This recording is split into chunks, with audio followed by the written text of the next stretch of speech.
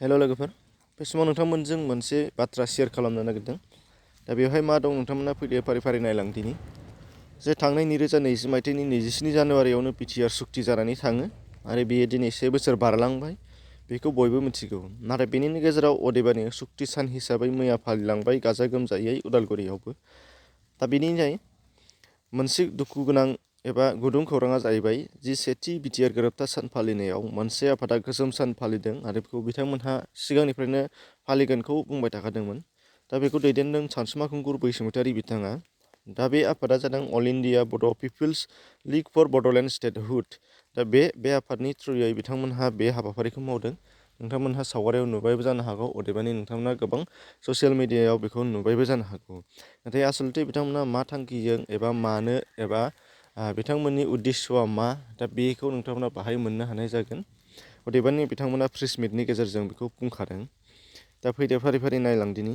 जे खौरांगिरिनि सोंथियाव बिथांमोना जाहोनखौ फोरमायोदि थांनाय बिटिसि एकर्डनि उनाव आलो गोजोन रायजो जाबोनाय बिटिसि ओनसोलखौ सिमानि जेंनायाव खोख्लैबायदि सिमा जिङाव थानाय सुबुंफोरा दा बिटिसिआव थाया होननानै हुलुस थुलुस जाबाय होनदों आरो बेखौनो बिथाङा मोजां नङा होननानै बुंथिदों।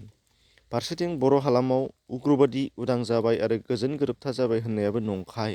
मानोना दासिमबो सुक्तिकारि रन्जन दैमारि बिथाङा सेन्ट्रेल जेलाव दं। फारसेथिं बिब्दिनो 100निबो बांसिन गुबुन गुबुन केडार आरो लिडारफोरा दाबो जेलाव दङ। अब्ला बे मा गोजोन फैखो? बेखायनो बे मोनसे गेदेरथार थगायनाय सान हिसाबै बिथांमोनहा बेखौ फालिदों होननानै फोरमायदों।